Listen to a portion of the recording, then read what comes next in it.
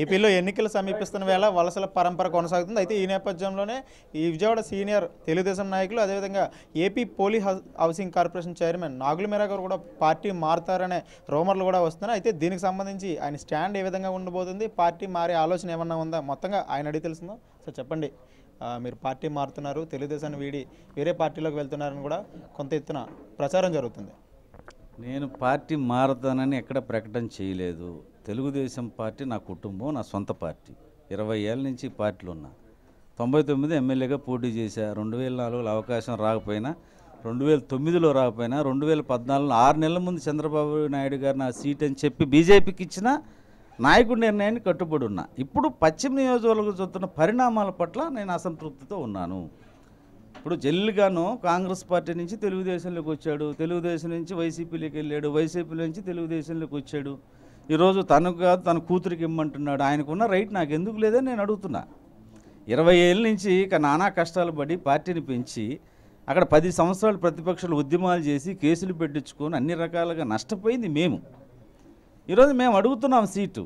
కాబట్టి మా బాధ ఆవేదన ఏదైనా ఉంటే నాయకుడు చెప్పుకుంటాం, నాయకుడి నిర్ణయానికి అనుగుణంగా పనిచేస్తాం. అంతే తప్ప నేను వేరే కోణంలో పార్టీ సిద్ధాంతాలకు అనుగుణంగా మాట్లాడేవన్నీ. ఇప్పుడు ఆ రోజు ఈయన అధికారిక ప్రకటన రాకముందే అభ్యర్థన వేసుకోవటం, తర్వాత ఎలక్షన్ కార్యాలయాలు ప్రారంభించడం ఎవరిచ్చారు ఆయనకి రైటు? ఇది కాంగ్రెస్ సంస్కృతి కాదు. తెలుగుదేశంలో పద్ధతి ఉంటుంది. అధినాయుడుకు ఒక అధికారికంగా ప్రకటన చేస్తాడు. ఆ తర్వాత మీరు బీ ఫారం తీసుకొని ఎలక్షన్ కార్యాలయాలు ప్రారంభిస్తారా, అభ్యర్థులను వేసుకుంటారా, ఆ రోజున అధిష్టానం వరకు నిర్ణయించిన దానికి మేము కట్టుబడి ఉంటాం, పనిచేస్తాము. కాబట్టి ఈలోపు మేము అడిగేది అడుగుతాం. బీ ఫారం ఇచ్చేంత వరకు కూడా మాకు రైట్ ఉంటుంది కదా. అయితే సీటుకు సంబంధించి ఇప్పటివరకు అధినాయకుడితోనా చర్చలైనా జరిపారు? పార్టీ దృష్టికి తీసుకెళ్ళాం, చంద్రబాబు గారి దృష్టికి తీసుకెళ్దాం, ఆయన మాట్లాడదాం అని అంటాం జరిగింది. మాట్లాడకుండా అయితే ఆయన ఏ నిర్ణయం తీసుకోవడానికి నమ్మకం నాకు ఉంది. ఒకవేళ పశ్చిమ నియోజకవర్గానికి సంబంధించి ఒకవేళ మీకు కానీ లేకపోతే మీ తోటి సీనియర్ నాయకులకు కూడా సీట్ రాకపోతే మీ స్టాండ్ ఎలా ఉండబోతుంది? సీనియర్ నాయకులకు ఇస్తే ఇంకా స్టాండ్ ఏముంటుంది? అంటే ఈ పార్టీ మారిన జలీల్ కానీ ఇలాంటి వాళ్ళకి ఒకవేళ సీట్ ఇస్తే, ఇప్పుడు నాయకుడు నిర్ణయిస్తే దానికి కట్టుబడి ఉంటానని చెప్తున్నాను కదా. కానీ ఈలోపు అతని వ్యవహార శైలి బాగాలేదని అసంతృప్తి వ్యక్తం చేస్తున్నాను నేను.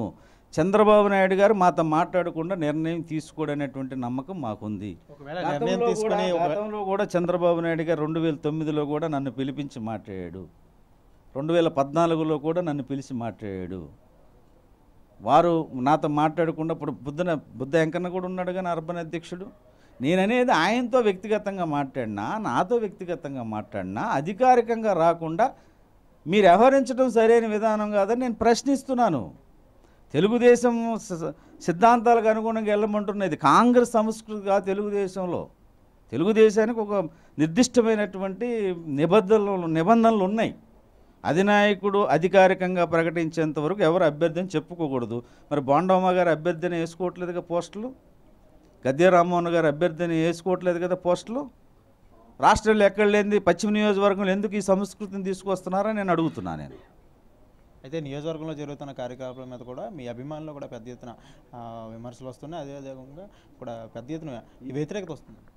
ఈరోజు నేను సమావేశం ఏర్పాటు చేయాల, ప్రతిరోజు నా దగ్గరికి వస్తున్నారు, వచ్చి కలుస్తుంటారు. ఇది రోజు జరిగేటువంటి కార్యక్రమం.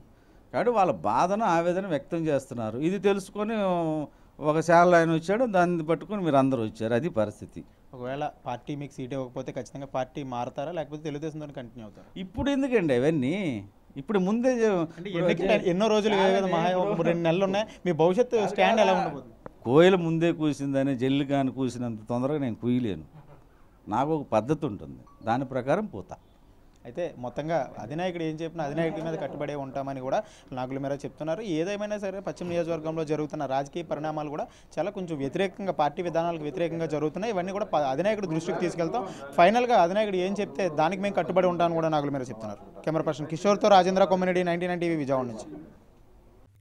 For more updates please subscribe 99 TV Telugu.